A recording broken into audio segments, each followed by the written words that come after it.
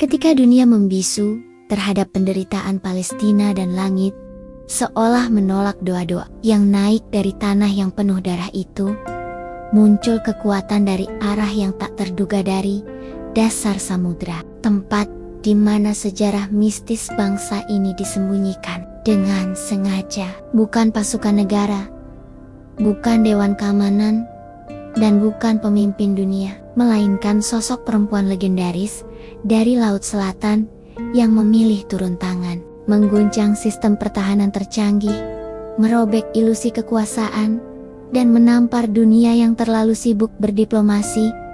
Namun, jika kekuatan sebesar itu pun belum bisa menjamin kebebasan, lalu siapa sebenarnya yang akan benar-benar membantu Palestina? Lalu, kisah ini pun bermula di sebuah malam yang sunyi di tepi pantai Parangtritis, tempat di mana segalanya mulai bergerak dalam senyap.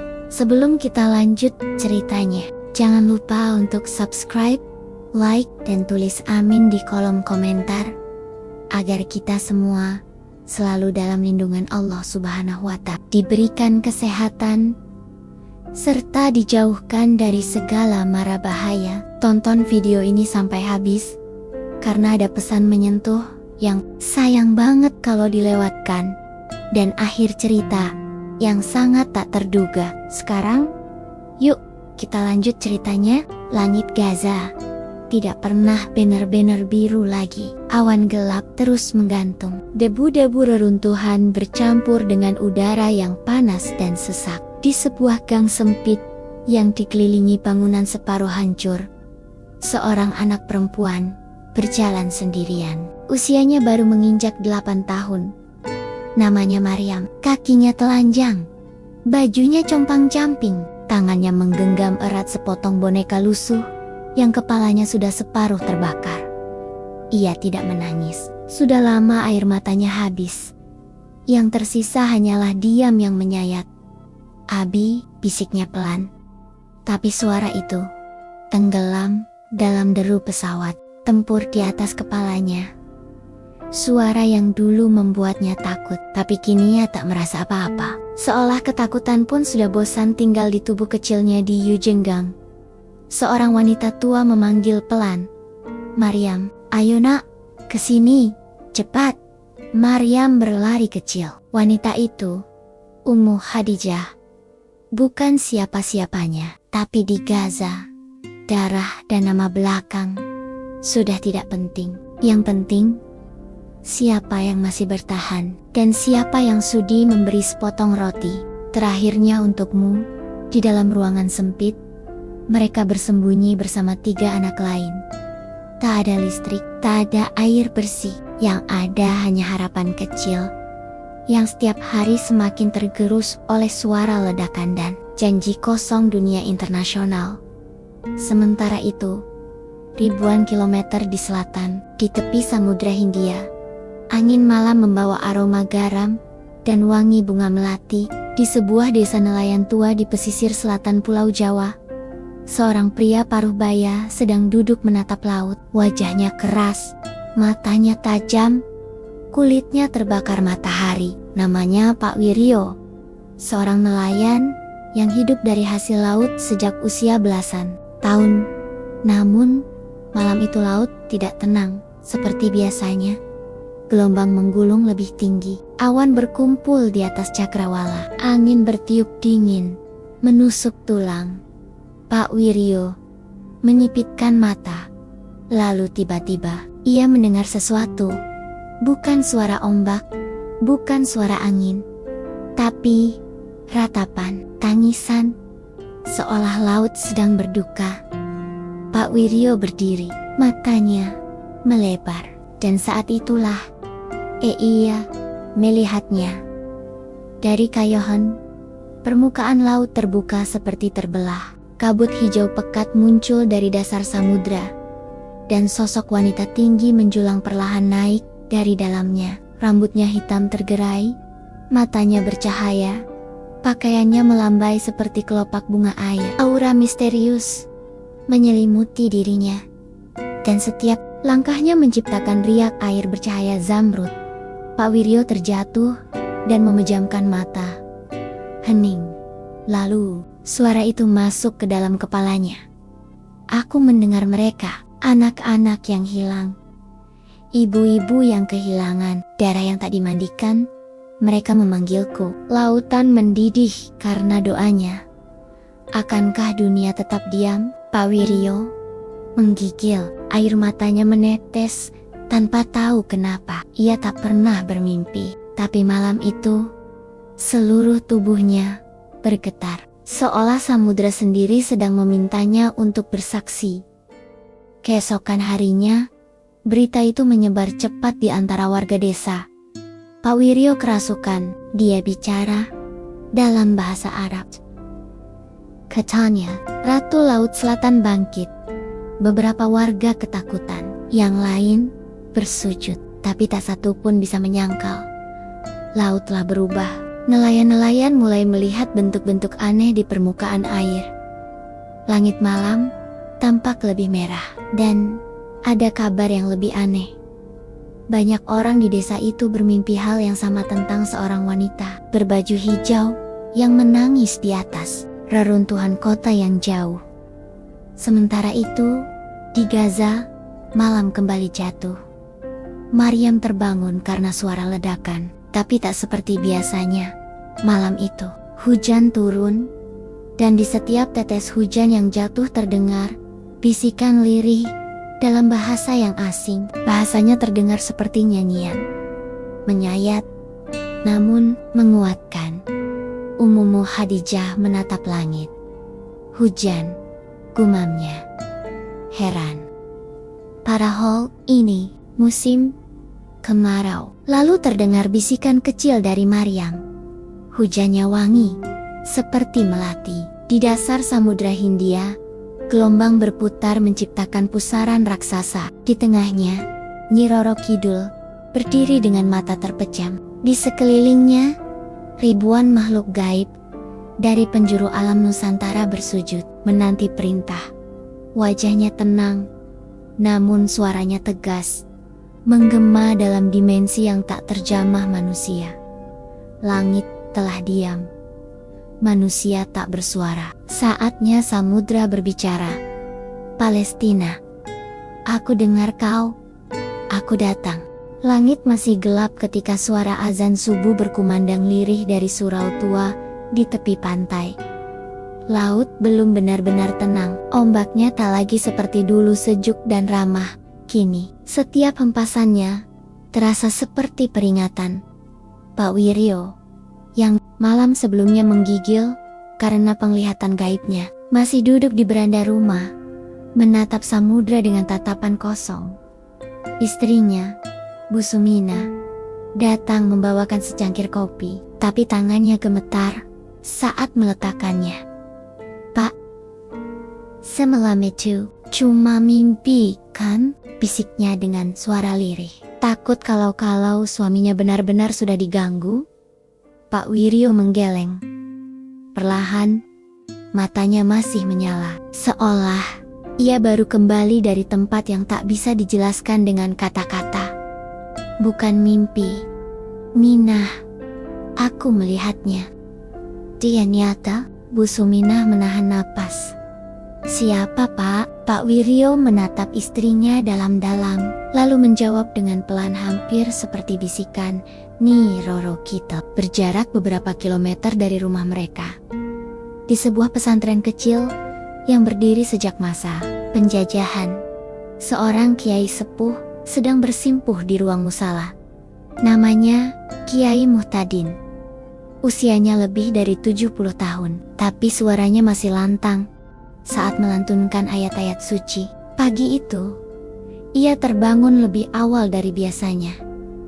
Bukan karena azan, bukan pula karena rutinitas, tapi karena mimpi.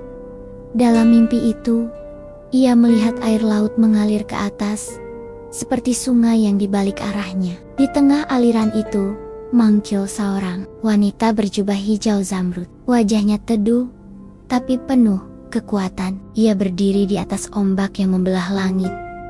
Kiai Muhtadin tak mengerti artinya, tapi hatinya gelisah. Dalam mimpinya. Wanita itu mengucapkan kalimat yang tak pernah ia lupakan. Doa dari dasar samudra lebih nyaring dari suara senjata. Bila langit tak merespons, maka laut akan bangkit. Seusai subuh, Kiai Muhtadin memanggil dua santrinya dan meminta mereka menyampaikan pesan kepada semua ulama pesisir. Akan ada pergerakan gaib. Persiapkan hati, perbanyak istighfar, buka mata batin. Kabar itu menyebar cepat. Tapi bukan lewat telepon, bukan lewat media sosial, melainkan lewat mimpi. Di desa-desa sepanjang pesisir selatan, orang-orang mulai mengalami mimpi yang sama, tentang ombak yang bersujud, tentang anak-anak yang menangis di reruntuhan, dan tentang seorang perempuan berbaju hijau yang memanggil mereka dengan air mata. Sementara itu, di tengah Laut Tengah, sebuah kapal perang Israel sedang berpatroli. Kaptennya, seorang pria dingin bernama Ezra Melchat, sedang duduk di dalam ruang komando, memeriksa radar. Tiba-tiba, layar hitam, sistem radar utama padam selama beberapa detik. "Restart ulang," serunya dengan kasar. "Apa ini sabotase?" Beberapa teknisi mulai panik. Mereka tak menemukan penyebab kerusakan. Listrik stabil, sistem senjata masih aktif. Tapi, ada gangguan besar di frekuensi bawah laut. Gelombang sonar mereka terganggu. Seperti ada sesuatu yang bergerak di dasar laut. Ezra berdiri, pelipisnya berkeringat meski suhu ruangan dingin. Ia tak tahu bahwa gangguan ini bukan teknis, tapi mistis. Kembali ke Samudra Selatan. Nyi Roro Kidul kini berdiri di atas pusaran air hijau tua. Di sekelilingnya, makhluk-makhluk gaib yang dulu hanya dikenal dalam dongeng Jawa. Siluman laut, penguasa karang, pasukan roh penjaga perairan, dan para punggawa dari zaman Majapahit. Ia mengangkat tangannya tinggi ke langit. Air laut ikut naik, seolah seluruh samudra menaati perintahnya. "Aku bukan ratu bagi satu bangsa. Aku penjaga keseimbangan." Dan sekarang, keseimbangan itu hancur oleh keserakahan manusia. Angin berputar kencang. Petir menyambar meski belum ada hujan. Laut bergemuruh. Dan suara Nyi Roro Kidul menggetarkan ruang antara nyata dan gaib. Buka jalur antara samudra ini. Dan tanah yang dirampas itu, biar aku dengar sendiri. Tangisan anak Konania. Dan seketika terbuka lorong dimensi dalam warna hijau pekat. Udara berubah, waktu berhenti. Melalui lorong itu, suara rintihan dari Gaza menembus masuk. "Ya Allah, ya Rob, berilah kami pertolongan. Kami sudah tak punya siapa-siapa lagi. Jika manusia tak peduli, akankah langit turun tangan?" Nyi Roro Kidul memejamkan mata. Air matanya jatuh satu tetes, tapi tetesan itu menghantam samudra, menciptakan gelombang yang menjalar hingga laut merah. Dan dalam sekejap, ia menjawab doa itu, bukan dengan kata-kata, tapi dengan tekad.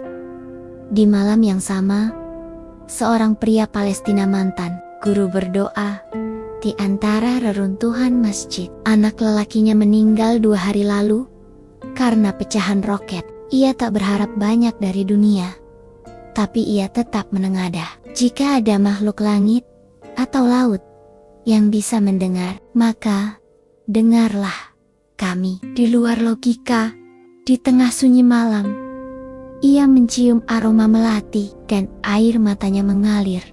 Ia tak tahu bahwa jauh di lautan yang tak pernah ia lihat, ada seorang ratu yang telah mendengarnya, dan ia tidak datang dengan doa tapi dengan badai. Langit Gaza pagi itu seolah tak membedakan antara siang dan malam. Abu dan debu masih mengepul dari gudang gedang yang roboh. Asap tipis menari perlahan di antara puing-puing, seperti ingin memberitahu dunia bahwa kehancuran ini bukan mimpi, bukan juga film, tapi kenyataan yang terus berulang dan tak kunjung selesai. Maryam duduk di dekat jendela rumah yang tak lagi utuh. Tangannya masih memeluk boneka lusuh yang sejak kemarin tak lepas dari pelukannya. Ia mendongak ke langit. Tapi tak ada bintang, tak ada matahari, hanya kabut dan angin yang membawa aroma asing, wangi melati, di ruang komando militer Israel. Sekitar 200 km dari perbatasan Gaza, para petinggi militer berkumpul. Pusat radar menunjukkan sesuatu yang ganjil. Gelombang elektromagnetik yang masuk dari arah Laut Merah, lalu berbelok secara tidak logis ke Laut Tengah. Ini bukan drone, bukan misil, bukan pula frekuensi dari pihak asing, ujar Kolonel Ari, Kepala Pertahanan Udara. Suaranya tegang, tangannya gemetar saat menunjuk layar ini. Entitas yang belum dikenal, tapi sangat besar. Seperti kekuatan alam. Mereka saling pandang. Apakah mungkin serangan teknologi baru dari Iran atau bantuan Rusia? Jenderal Cohen menggeleng cepat. Bukan.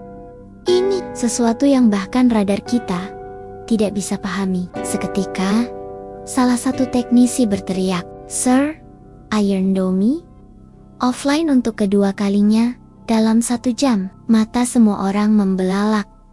Mustahil. Sistem pertahanan Iron Dome kebanggaan Israel yang mampu menembak jatuh 90% roket yang masuk padam begitu saja, tanpa sebab, tanpa peringatan, dan lebih buruk lagi, tidak bisa dinyalakan ulang. Pusat kendali mencoba. Ribut, gagal. Beberapa teknisi mengaku melihat layar mereka berubah warna menjadi hijau zamrud sesaat sebelum sistem mati. Tapi, siapa yang percaya? Tak ada logika militer yang bisa menjelaskan warna gaib dalam radar. Sementara itu, di atas langit Laut Tengah, muncul awan hijau berbentuk spiral. Dari tengah pusarannya, sosok tinggi menjulang muncul. Ia tidak menginjak tanah karena tak membutuhkannya. Ia tidak membawa senjata karena kekuatannya bukan berasal dari logam, tapi dari elemen Nai Roro Kidul. Ia berdiri di atas udara, menyatu dengan angin dan ombak yang menjulang dari Laut Merah ke perairan Israel. Di tangannya, sebuah kipas emas bersinar. Di sekelilingnya, roh-roh perairan dari zaman purba, makhluk yang tak dikenal oleh manusia, modern menunggu perintah. Tak ada benteng yang tak bisa ditaklukkan. Bila bumi dan langit sepakat, gumamnya pelan. Lalu ia mengangkat kipasnya ke atas. Dalam sekejap, badai angin laut menggulung. Arus bawah laut berubah arah. Rantai-rantai air dari Samudra Hindia yang telah melewati ribuan kilometer membentuk tombak-tombak raksasa yang menembus atmosfer, menghantam medan elektromagnetik buatan manusia. 1, 2, 3. 3 pangkalan rudal Israel meledak dari dalam, tanpa satupun misil ditembakkan ke arahnya. Di Gaza, langit mulai berubah warna. Anak-anak yang tadinya bersembunyi mulai berani keluar, bukan karena perang sudah usai, tapi karena langit tak lagi membawa suara bom. Maryam menatap ke atas dan berkata pelan, "Langitnya hijau." Ummu Khadijah yang berada di sebelahnya mengelus rambut Maryam. "Itu warna doa yang dijawab langit, nak." Tak ada yang mengerti apa yang sebenarnya terjadi, tapi satu hal yang jelas, Israel panik. Seluruh sistem keamanan mereka sensor, gerak, peluncur rudal, pelindung udara berhenti bekerja. Dan lebih menakutkan lagi, tidak ada satupun jejak digital yang bisa menjelaskan kenapa pemerintah Israel mengadakan rapat darurat dengan sekutunya. "Ini bukan serangan biasa," tegas Menteri Pertahanan. "Ada sesuatu dari luar sains." Seorang penasihat teknologi AS yang ikut dalam pertemuan lewat sambungan video mengangkat alis. "Apa kalian sedang menyalahkan hantu?" Namun sebelum ejekannya selesai, ruangan rapat mendadak mati lampu. layar menjadi hitam. Alarm darurat berbunyi, dan dari pengeras suara terdengar bisikan aneh, samar, seperti suara wanita menangis. Kau rampas tanah mereka, kau bakar rumah mereka, kau bunuh anak-anak mereka. Kau pikir langit akan diam di alam gaib? Nyi Roro Kidul duduk di atas tahtanya yang terbuat dari karang zamrud dan ombak perak. Ia menutup matanya. Lelah, bukan karena energi yang ia keluarkan, melainkan karena rasa kecewa. Dunia hanya bergerak jika yang tertindas dibela oleh yang ditakuti. Ia menatap jauh ke arah timur, ke arah Mekah, lalu ke arah barat, ke kota-kota yang diam di balik kekuatan politik. Lalu ia bertanya kepada dirinya sendiri, berapa lama aku harus tinggal di sini agar mereka tahu bahwa Palestina butuh lebih dari sekadar simpati. Namun jauh di bawah bumi Yerusalem, sesuatu mulai bangkit pula. Sosok-sosok gaib dari masa lampau terikat perjanjian dengan darah dan tanah. Merasa terusiknya keseimbangan dunia oleh kekuatan dari Laut Selatan. Mereka bukan pasukan. Mereka adalah pengawal dari zaman kuno yang disembunyikan dalam mitos-mitos Talmud, dan mereka tidak suka diganggu. Pagi yang biasanya dipenuhi bunyi sirena peringatan di Gaza terasa aneh, sunyi, tak ada ledakan, tak ada dengung drone, tak ada rudal yang meluncur di udara, hanya suara angin menyisir puing-puing dan burung-burung kecil yang kembali berani hinggap di atas bangunan setengah roboh. Maryam bangun lebih awal dari biasanya. Ia tak tahu mengapa, tapi tubuhnya terasa ringan, matanya terbelalak melihat langit yang tak lagi kelabu, walau masih suram, tapi ada secercah warna hijau samar, seperti embun yang malu-malu turun di sela asap perang.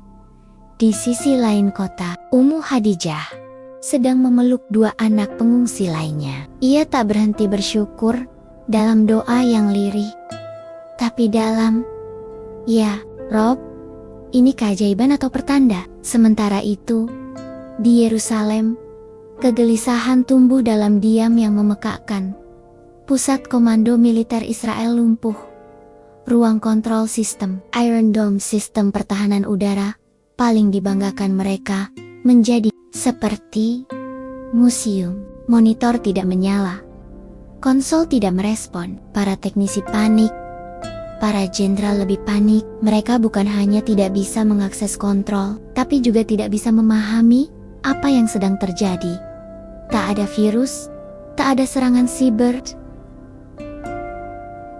tapi sistemnya mati, ujar seorang ahli keamanan sibernya. Napasnya berat, keringat dingin menetes dari pelipisnya.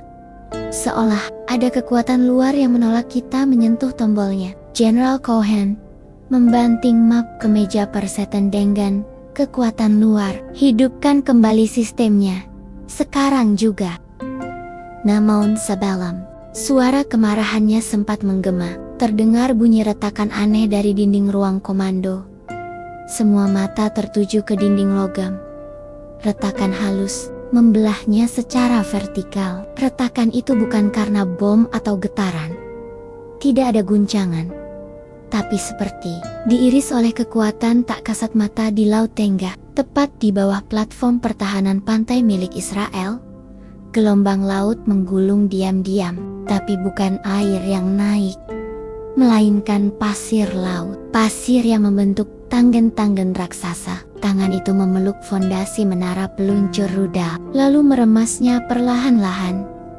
Dalam hitungan detik, 3 menara Iron Dome roboh, tidak meledak, tidak terbakar, tapi retak, lalu runtuh seolah kehilangan tulang. Di sisi gaib yang tak terlihat oleh manusia, Nyi Roro Kidul berdiri di perbatasan dimensi. Di belakangnya, ribuan pasukan dari kerajaan laut bersiap. Para penguasa perairan dari berbagai masa, roh leluhur pejuang Majapahit, para siluman penjaga lautan, hingga makhluk yang tidak punya nama, tapi telah hidup sebelum manusia mengenal kata. peradaban. Mereka tidak datang untuk menaklukkan. Mereka datang untuk menegakkan keseimbangan. Kau punya waktu untuk memilih, ujar Nyi Roro Kidul pada entitas tak kasat mata di hadapannya. Arahkan kekuatanmu pada yang zalim, atau hilang bersama sejarah. Sosok di hadapannya diam, wujudnya kabur, tapi hawa dingin dari tubuhnya terasa menembus dimensi. Itu adalah penjaga lama Yerusalem, makhluk spiritual yang tertidur di bawah kuil lama sejak ribuan tahun. Aku tidak memilih, sahutnya akhirnya, suaranya parau, seperti debu kering yang bicara. Aku menunggu keseimbangan. Keseimbangan tidak mungkin ada selama tanah dirampas dan nyawa dibunuh dalam diam, bentak Nyi Roro Kidul. Dan saat itulah ia memutar kipas emasnya. Sekali, putaran angin berhembus melintasi lautan, menghempas Teluk Haifa, membelok ke utara, lalu mengarah ke jantung pertahanan Israel. Hanya suara angin, tapi dampaknya seperti petir. Di Tel Aviv, masyarakat mulai bertanya-tanya, kenapa tidak ada peringatan serangan? Kenapa roket Palestina masuk tanpa satu pun dihentikan? Dan kenapa tidak ada tanggapan dari pemerintah? Beberapa video di media sosial menunjukkan hal yang ganjil. Rudal yang diluncurkan Israel meledak di udara tanpa sebab. Beberapa justru berbalik arah, menghantam gudang senjata sendiri. Tak sedikit netizen mulai membicarakan kekuatan gaib, tapi media resmi memilih membungkam dan mengalihkan isu. Namun satu hal tak bisa mereka hindari, ketakutan. Bukan hanya pada musuh di luar, tapi pada sesuatu yang tak mereka kenal. Di dunia Arab, negara-negara Islam mulai gelisah. Sebagian mendukung Palestina sebatas ucapan, sebagian tetap diam. Tapi di malam yang sama, beberapa ulama terkemuka di Suriah, Iran, dan Indonesia mengalami mimpi yang sama. Mimpi tentang seorang wanita berjubah hijau yang berdiri di atas lautan yang membara ia, tak bikara ia hanya menangis dan menunjuk ke arah Gaza. Dan dalam mimpi itu, terdengar satu kalimat bergema, jika kalian tak bergerak, maka samudra akan menelan kalian terlebih dahulu. Kembali ke Gaza. Maryam sedang duduk di pelataran puing, memeluk bonekanya. Tiba-tiba, ia mendongak. Langit bersinar hijau samar, bukan seperti aurora, tapi seperti kabut lembut yang menari di udara. Dari kejauhan, ia melihat sesuatu berdiri di atas gedung tertinggi yang tersisa. Sosok perempuan berbaju panjang, rambutnya menjuntai. Ditiup angin, Maryam berdiri. Siapa itu? Bisiknya. Tapi sebelum ia sempat bergerak mendekat, sosok itu memudar seolah larut ke dalam langit. Maryam tidak takut. Justru, untuk pertama kalinya, ia merasa dilindungi. Namun di bawah kota Yerusalem, para entitas gelap yang tersegel mulai bangkit. Makhluk-makhluk tua dari kitab-kitab tersembunyi yang dulu dipanggil untuk menjaga kekuasaan dan warisan berdarah merasakan kekuatan asing yang melawan hukum lama. Dan mereka tidak akan tinggal diam.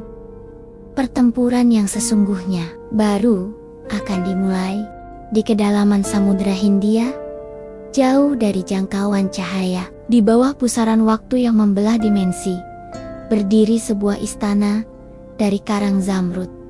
Di sana, suara tak lagi menggunakan kata, angin tak berhembus, air pun tunduk dalam keheningan. Di sanalah ia duduk. Nyi Roro Kidul bajunya menjuntai, seperti riak ombak. Rambut hitam legamnya melayang di air, membingkai wajah yang tak menua oleh zaman. Matanya seperti menyimpan langit malam gelap, luas, namun menyala oleh rasa. Di sekelilingnya, para penjaga gaib bersimpuh diam. Tak satu pun berani bersuara. Ia termenung. Apakah aku sudah melampaui batasku? Batinnya bergetar. Ia bukan manusia. Tapi ia bukan dewa. Ia berada di antara langit dan bumi, antara cahaya dan bayangan, antara doa dan kutukan. Ia adalah penjaga keseimbangan. Ia tidak dipanggil untuk berperang, namun derita Palestina telah membelah jiwanya lebih dari samudera itu sendiri. Tangisan Maryam, doa Ummu Khadijah, jerit seorang ayah yang kehilangan seluruh keluarganya. Semuanya menembus dasar laut. Lebih dalam dari palung manapun, ia mendengar. Ia merasa ia terpanggil. Namun, di ujung kesadarannya, suara lain menyelinap masuk lembut, namun menggetarkan. Kau mendengar penderitaan. Tapi apakah kau juga mendengar takdir? Suara itu berasal dari belakang. Pelan, tapi kuat. Ia menoleh. Seseorang berdiri di ambang gerbang karang. Wajahnya tenang, berjubah putih, tongkat kayu di tangannya. Sunan Kalijaga, guru Liri Nyi Roro Kidul. Suaranya terdengar seperti riak. Yang malu-malu pecah. Sunan Kalijaga tersenyum, tapi sorot matanya dalam dan penuh amarah yang tersembunyi. Anakku, engkau telah melangkah jauh, terlalu jauh dari hukum yang kau ikrarkan. Saat bumi masih merintih dalam azan pertama, Nyi Roro Kidul menunduk. Guru, bumi Palestina telah disiram darah. Langit diam, para pemimpin sibuk mencuci tangannya. Apakah kita harus menunggu semua ini terbakar lebih dahulu sebelum turun tangan? Sunan Kalijaga diam beberapa saat, lalu melangkah pelan ke arahnya. Kau adalah penjaga air, tapi air tidak memaksakan arah. Air mengalir, mengikuti takdirnya. Aku tidak memaksa arah, Guru. Aku hanya mengangkat yang tenggelam. Sang Sunan meletakkan tangannya di atas bahu Sang Ratu Lot. Rasanya seperti angin dari gunung, dingin dan menenangkan. Aku tidak mengingkari kasihmu, anakku. Tapi ingat, kekuatanmu bukan untuk mengganti kehendak langit, melainkan untuk menjaga jalan manusia tetap berada di antara adab dan nalar. Nyi Roro Kidul terdiam. Air di sekelilingnya mulai bergetar. Guru, mereka telah kehilangan segalanya, bahkan harapan. Jika kita tidak hadir, siapa lagi? Sunan Kalijaga menatap tajam. Justru saat harapan hampir padam, disitulah api sejati akan menyala. Tapi bila kau menggantikannya, maka manusia takkan pernah belajar. Mereka akan menunggu keajaiban, bukan berjuang. Hening kembali. Namun dari kejauhan, suara tangis anak-anak Gaza menggema lagi, lebih keras, lebih menusuk. Sunan Kalijaga menarik napas dalam-dalam. Baiklah, jika engkau merasa ini adalah saatnya, aku tidak akan menahanmu. Tapi ingat, jangan jadi air bah yang membunuh seluruh daratan. Jadilah hujan yang menyuburkan pohon di tanah tandus. Nyi Roro Kidul mengangguk. Tapi di dalam hatinya, ia tahu tidak ada lagi waktu untuk setengah langkah. Malam itu, di antara gelombang tinggi dan langit yang meringis oleh badai, Nyi Roro Kidul bangkit dari takhta samudra. Ia mengenakan jubah perangnya. Tidak dengan pedang, tidak dengan tombak, tapi dengan energi kuno dari zaman yang dilupakan. Bersamanya, makhluk-makhluk gaib bangkit. Ular laut sepanjang gunung, burung garuda air bersayap cahaya, bayangan hitam, para penjaga pusaka lama, roh-roh yang dulu terbunuh karena menolak menjual tanahnya. Ia menatap ke barat, ke arah timur tengah. Bersiaplah, Israel, bukan untuk kehancuranmu, tapi untuk kebenaran yang tak bisa kau hindari. Sementara itu, di dalam gua tersembunyi di Gaza, seorang anak lelaki muda sedang berdoa. Namanya Ziyad. Ia bukan pejuang, ia bukan ulama. Ia hanyalah anak biasa yang selamat dari serangan 2 minggu lalu Di tangannya, mushaf kecil yang selamat dari kobaran api. Ia memeluknya sambil berkata lirih, "Jika aku tak bisa bertarung, izinkan aku mendoakan mereka yang bisa." Tiba-tiba, angin dingin masuk dari celah batu. Wangi melati memenuhi ruangan. Mushafnya bergetar, dan di hadapannya muncul cahaya samar berbentuk perempuan berdiri diam, tersenyum, lalu menghilang.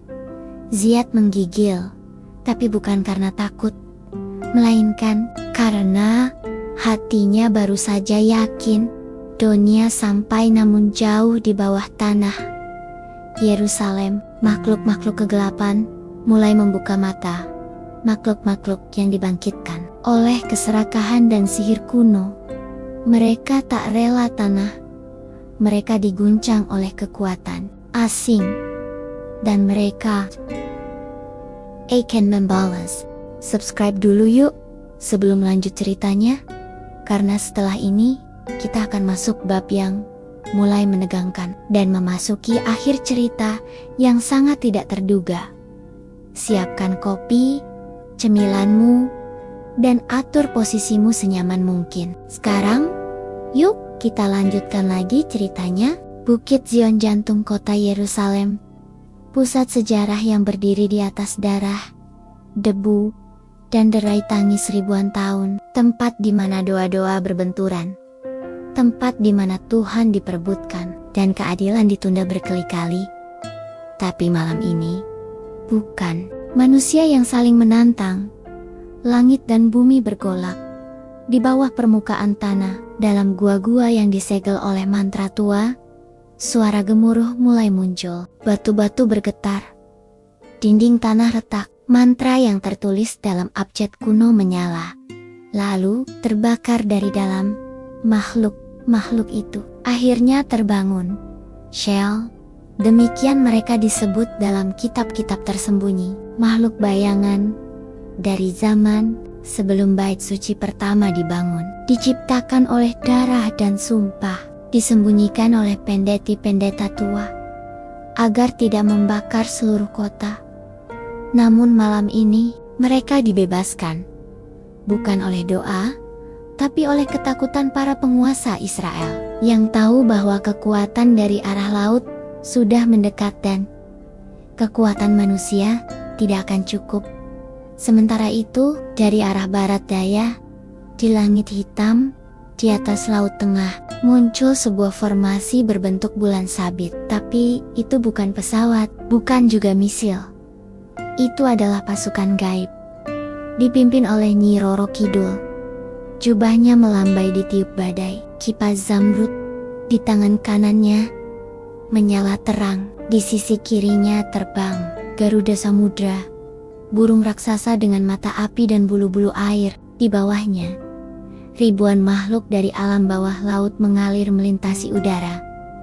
Seperti sungai terbalik bergelombang, bergerak cepat menuju daratan.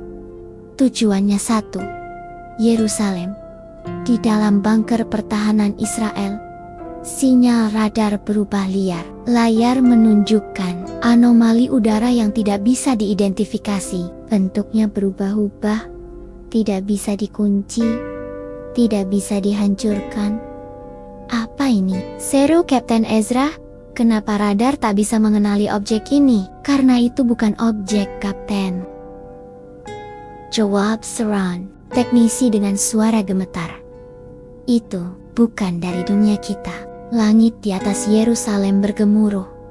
Angin berubah rasa, bukan sekadar dingin, tapi menggigit. Membawa suara dari kejauhan jeritan air, bisikan kabut, dan ratapan seorang ibu dari keyohan.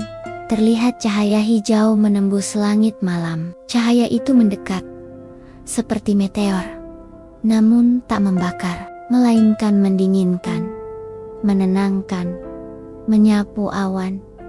Nyi Roro Kidul tiba. Ia berdiri di atas kubah emas. Matanya memandangi kota yang telah lama dijadikan panggung kekuasaan dan persekongkolan. Tangannya terangkat, dan dari ujung jari-jarinya muncul aliran air cahaya, mengalir ke segala arah. Tapi air itu bukan air biasa. Setiap tetesnya membawa kenangan. Wajah-wajah yang tertindas tubuh-tubuh, yang tertimbun reruntuhan, doa-doa yang tertahan. Namun, dari dalam tanah, sesuatu menyeruak tanah. Retak, asap hitam keluar, bau darah kuno menguar. Dan dari lubang itu, naiklah sesosok makhluk tinggi besar, matanya merah menyala. Tubuhnya diselimuti tulang-tulang manusia. Shell pertama telah bangkit. Pertempuran pun dimulai. Pasukan laut melawan pasukan tanah. Kabut melati melawan asap belerang. Nyanyian doa melawan ceritan kutukan. Nyi Roro Kidul mengayunkan kipasnya. Sekoli sapuan angin berputar membentuk pusaran air. Menara pemantau roboh. Peluru-peluru mengambang di udara. Kehilangan arah. Alarm darurat meledak sendiri. Seluruh kota terselimuti hijau zamrud. Namun Shell bukan lawan biasa. Ia menggangkat tangannya. Dari lubang-lubang kubur muncul ribuan tentara hitam tanpa wajah, tanpa suara. Hanya bayangan bersenjata yang berlari ke segala arah. Mereka tidak menyerang warga sipil. Mereka tidak menyerang masjid. Tidak menyerang sinagog. Tapi mereka menyerang pusat-pusat kekuasaan. Ketakutan mulai berubah arah.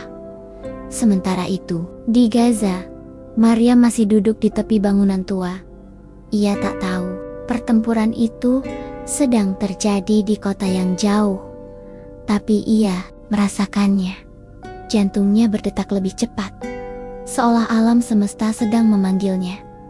Tiba-tiba, langit di atasnya bersinar hijau. Hujan turun, tapi bukan air, melainkan bunga melati, lembut, wangi, dan setiap kelopaknya menyentuh tanah seperti membawa kabar bahwa tidak semua doa hilang. Ummu Khadijah berbisik, "Dia datang. Maryam, perempuan dari laut itu, benar-benar datang." Kembali ke Bukit Zayon, Nyi Roro Kidul kini berdiri sendirian menghadapi makhluk tertua, Sheol utama. Ia lebih besar, lebih jalak. Di tubuhnya terukir sampah-sampah tua dalam bahasa yang telah dilupakan. Ia bukan sekadar makhluk, ia adalah penjaga sistem ketakutan. "Pergilah," ucap Shell. Suaranya berat seperti gunung runtuh. "Ini bukan tempatmu." Tapi Nyi Roro Kidul mengangkat wajahnya.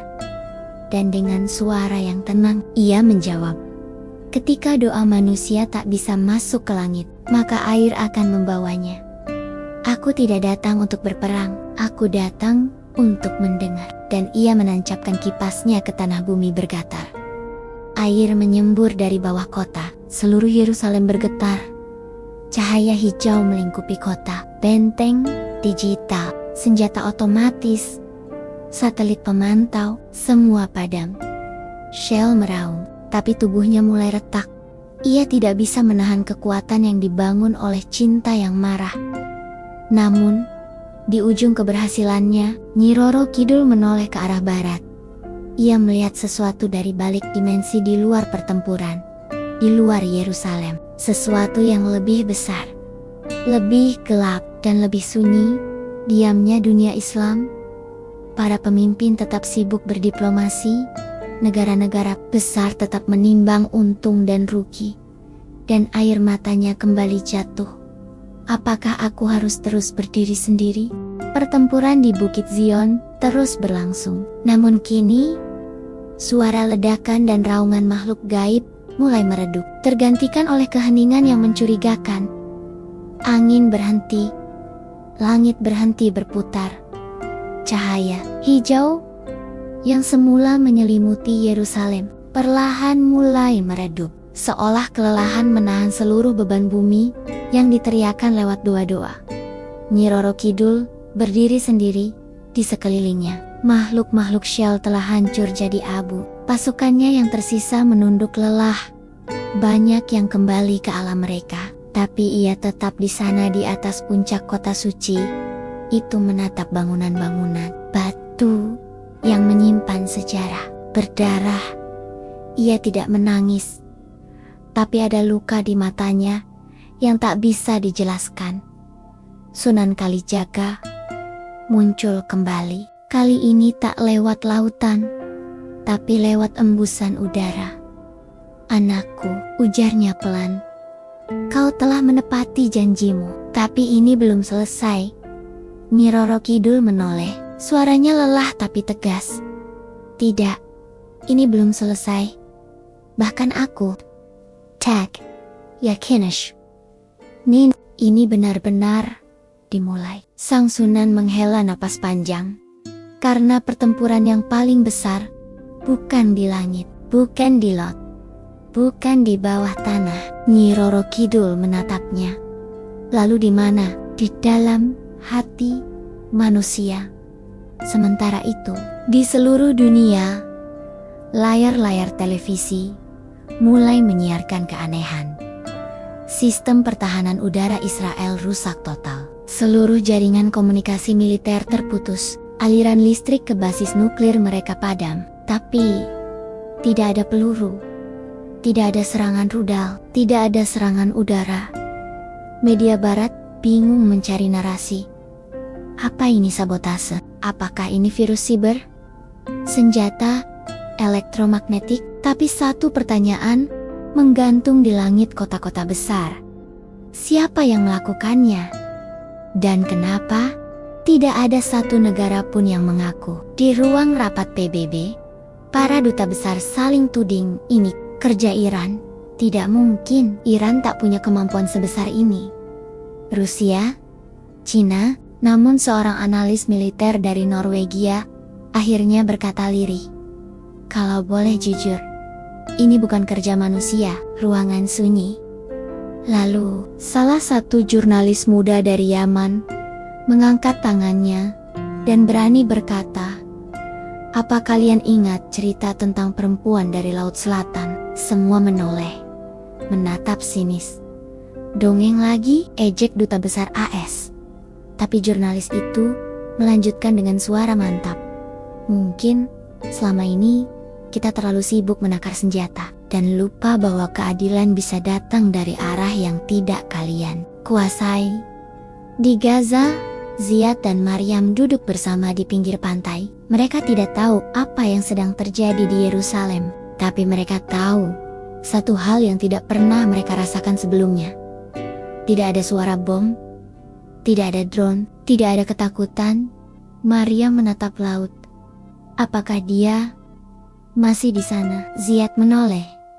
"Siapa?" Maryam menjawab dengan suara pelan. "Perempuan itu yang membawa melati." Ziyad tak menjawab, tapi hatinya mengiyakan.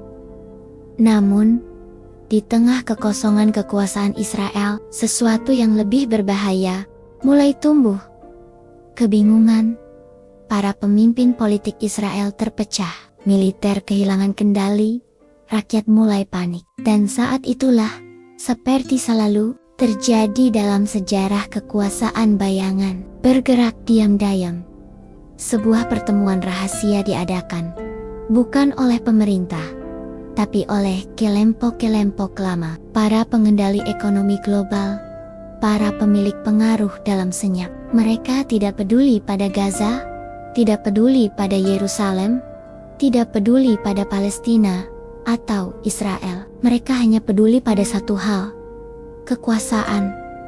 "Jika kekuatan gaib ini benar-benar ada," ujar salah satu dari mereka, "kita bisa mencari cara untuk menaklukkannya atau memanfaatkan ketakutan atas keberadaannya." Mereka pun membuat rencana, mengubah narasi, mengaburkan fakta, menggiring dunia untuk percaya bahwa semua ini hanyalah ilusi massal, hoax spiritual, atau fenomena alam biasa, dan mengarahkan kemarahan rakyat kembali pada Palestina.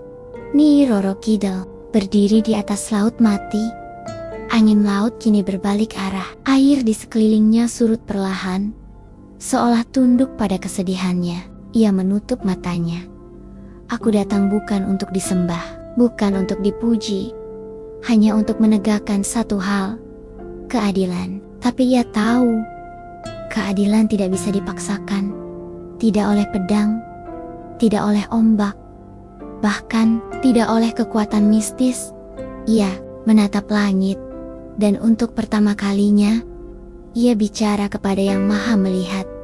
Jika kau izinkan aku pergi sejauh ini, tolong, izinkan juga manusia untuk bangkit, tanpa harus dihancurkan. Di malam yang sama, seorang bocah Yahudi di Yerusalem bermimpi tentang seorang perempuan berjubah hijau yang memeluknya dan berkata, "Kamu tidak salah, Nak."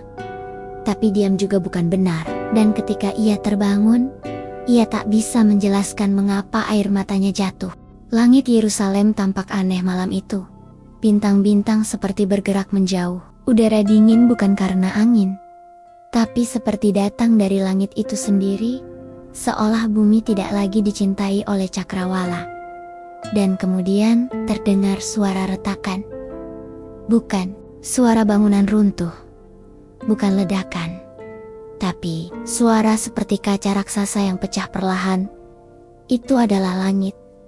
Di laut mati, Nyi Roro Kidul masih berdiri. Tubuhnya mulai melemah. Kipas zamrud di tangannya bergetar bukan karena gentar, tapi karena waktu yang mulai menagih batasnya. Kehadirannya terlalu lama di dunia fana. Ia telah melawan ketetapan langit. Meski dengan niat suci, alam menentet kesetaraan, dan malam ini batas itu mulai pecah.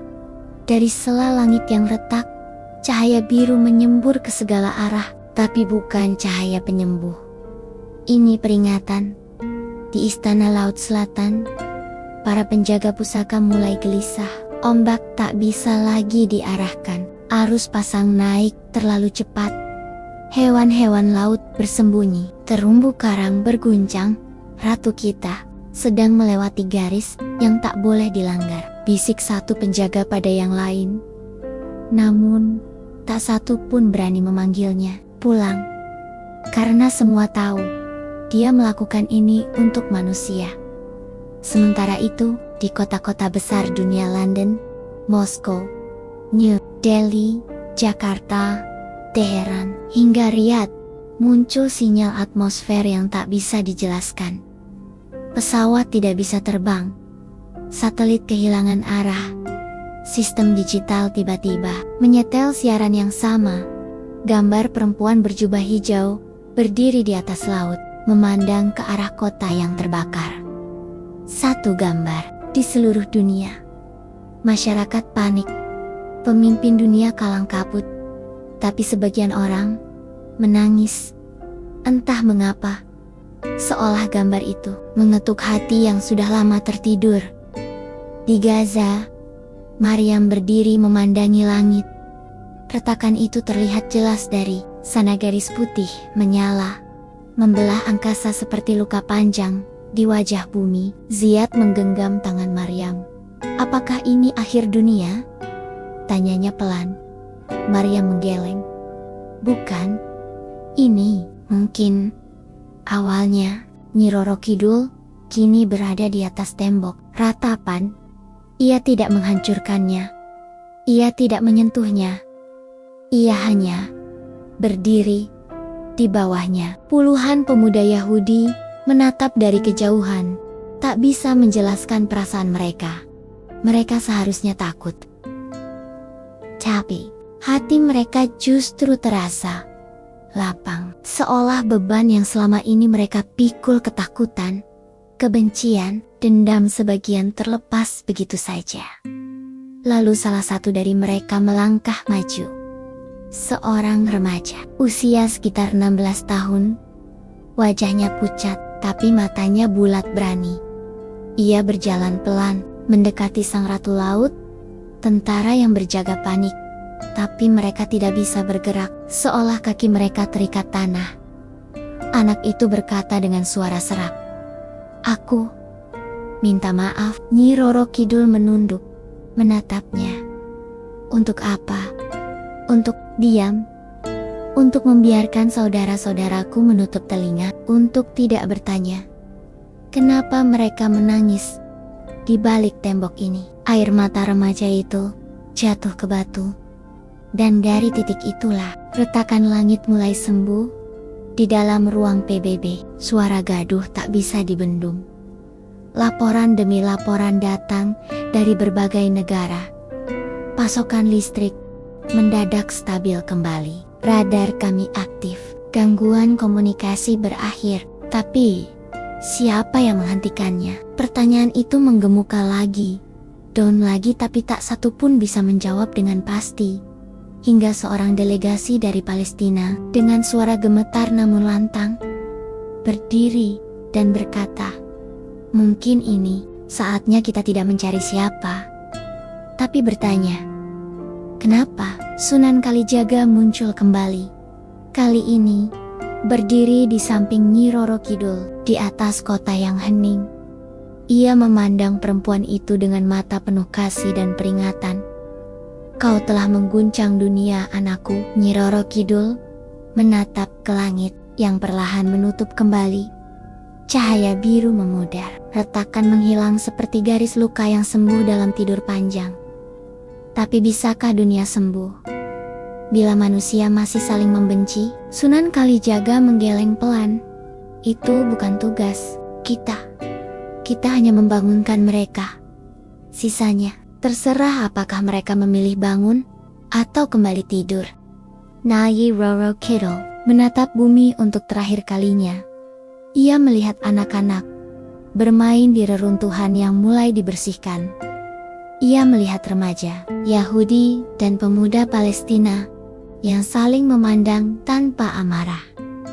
Ia melihat orang-orang biasa yang mulai bertanya dengan jujur. Dan di detik terakhir sebelum ia kembali ke dimensi laut, ia berbisik, "Jangan tunggu aku datang lagi." Lalu ia lenyap. Air laut tenang.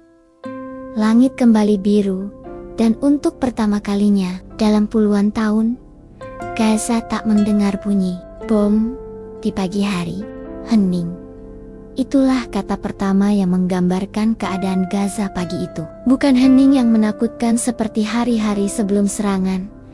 Bukan pula hening yang menandakan musibah akan datang. Ini adalah hening yang menenangkan.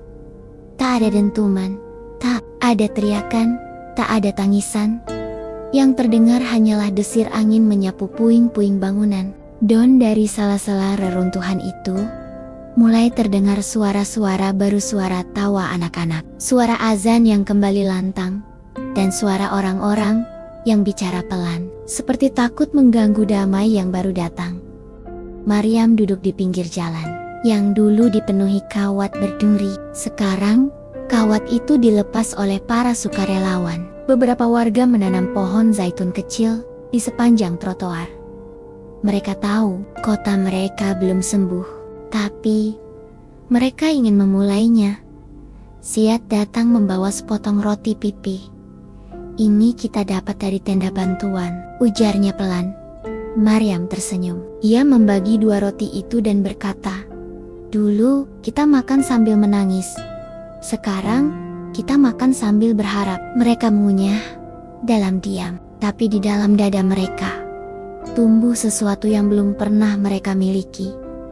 Keyakinan. Di Yerusalem, seorang pemuda Yahudi berdiri di tembok ratapan, menggenggam salinan foto yang sempat viral. Perempuan berjubah hijau berdiri di atas laut. Foto itu diambil dari kamera CCTV militer, tapi entah bagaimana menyebar begitu cepat hingga seluruh dunia tahu. Ia menyimpannya dalam kantong bajunya. Dan saat ia berdoa, ia tak meminta kekuasaan. Ia tak meminta kemenangan. Ia hanya berkata, "Tunjukkan aku jika aku salah, dan berilah aku kekuatan untuk mengakuinya." Di ruang-ruang akademik, diskusi baru dimulai. Para pakar spiritual, ilmuwan cuaca, hingga ahli militer mencoba menjelaskan peristiwa yang baru terjadi. Namun tak satu pun bisa memaparkan dengan pasti gelombang elektromagnetik, atmosfer, anomal, intervensi teknologi. Tapi jika memang itu semua, mengapa efeknya terasa di hati manusia? Seorang profesor tua dari Mesir akhirnya berkata lirih dalam konferensi internasional. Dunia tidak perlu jawaban ilmiah hari ini. Dunia hanya perlu diam, lalu bertanya kepada nuraninya sendiri. Sementara itu, negara-negara Islam mulai bersuara, tapi bukan lewat senjata. Bukan pula lewat pidato marah. Kali ini, suara itu datang dari rakyat. Rakyat kecil, buruh, petani, santri, perempuan di pasar. Mereka yang dulu diam, kini mulai mengangkat tangan dan bertanya, "Kita sudah berdoa bertahun-tahun, tapi mengapa yang menolong justru bukan kita?" Di sebuah surau kecil di Aceh, seorang kakek membacakan kisah Nyi Roro Kidul kepada cucu-cucunya, tapi bukan sebagai legenda menyeramkan, bukan sebagai penguasa mistis yang menakutkan, melainkan sebagai perempuan yang mendengarkan. Tangis paling sunyi. Kita sering mencemooh yang berbeda, ucap sang kakek. Padahal bisa jadi merekalah yang akan turun tangan ketika kita semua hanya bisa menonton. Di Istana Laut Selatan, Nyi Roro Kidul telah kembali ke tahtanya. Namun tubuhnya tidak sekuat dulu. Setiap hembusan napasnya terasa seperti memanggil air dari dasar bumi. Kipas zamrudnya tak lagi bersinar. Ia menutup matanya.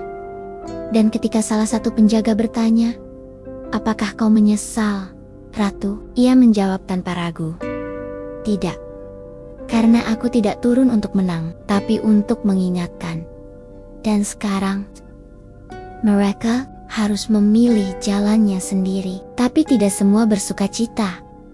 Di balik puing-puing pemerintahan Israel yang hancur secara spiritual dan militer, kelompok-kelompok gelap kembali menyusun rencana.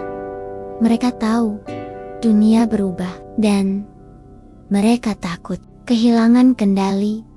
Jika perempuan dari laut itu bisa membangunkan dunia, maka kita harus membuat dunia kembali tertidur. Mereka mulai mengalirkan berita bohong.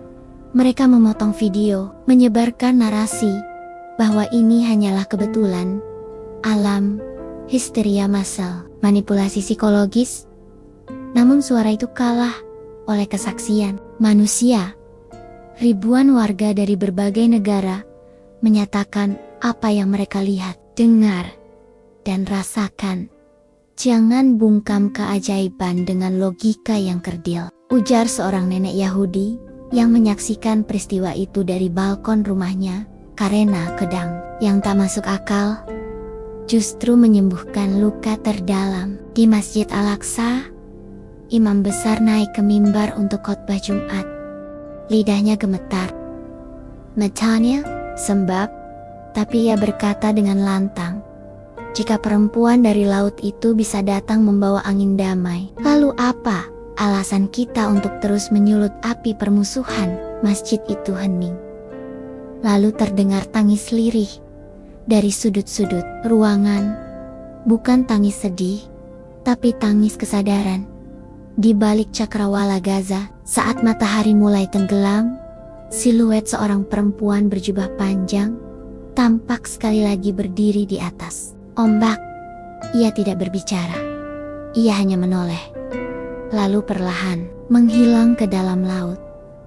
Tinggal melati putih yang mengambang di permukaan, terbawa arus menuju pesisir. Dan seorang anak kecil yang menemukannya, menggenggam bunga itu dengan penuh hormat, lalu berbisik, "Terima kasih, Ibu dari laut." Beberapa minggu telah berlalu sejak malam langit retak dan bumi terdiam. Yerusalem kembali ramai, tapi tidak seperti dulu. Gaza pun mulai hidup lagi, walau dengan langkah tertatih. Tak ada yang sama, tapi tak seorang pun ingin kembali seperti semula. Dunia telah menyaksikan sesuatu yang tak bisa dijelaskan, namun tak bisa dilupakan.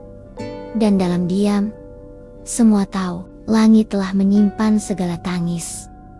Di Gaza, Ziad dan Maryam kini belajar di sekolah darurat yang dibangun di tengah reruntuhan. Bangunannya seadanya, kursi dari kayu bekas, papan tulis dari potongan tripleks, tapi di setiap wajah muridnya ada nyala yang tak terlihat sebelumnya. Harapan. Maria mengangkat tangan di kelas saat guru bertanya, "Siapa tokoh yang paling berjasa dalam perjuangan ini?" Semua anak menyebut nama-nama pejuang lokal. Tapi Maria menjawab, "Perempuan dari Laut Selatan." Kelas hening. Guru pun menatapnya dalam. "Kenapa?" Maryam tersenyum kecil, "Karena dia mendengar doa kami." Ketika dunia menutup telinga. Di sisi lain dunia, di New York, seorang profesor psikologi sedang menyusun jurnal ilmiah tentang fenomena global empati massal. Ia mencatat bagaimana posko peristiwa Yerusalem, tingkat donasi, solidaritas lintas agama, dan keberanian bersuara meningkat di seluruh dunia. Namun di bagian akhir tulisannya, ia menulis dengan jujur, "Barangkali bukan dunia yang berubah, tapi sesuatu menyentuh hati manusia hingga mereka ingin berubah." Sementara itu, di sebuah tempat yang tak bisa dicapai peta atau satelit, Istana Laut Selatan kembali tenang. Para penjaga kembali berdoa. Arus bawah laut kembali stabil. Tapi satu hal tetap berubah. Takhta kosong Nyi Roro Kidul menghilang dari istananya. Sejak malam retakan langit, para makhluk laut berkata, ia pergi ke tempat yang tak bisa ditemukan oleh kekuatan atau mantra karena ia memilih menyatu dengan ingatan umat manusia. Di Yerusalem, remaja Yahudi yang dulu menyentuh kaki sang ratu, kini menjadi aktivis perdamaian. Ia menolak berdemonstrasi untuk kekuasaan. Ia memimpin gerakan Teshuva, perubahan hati.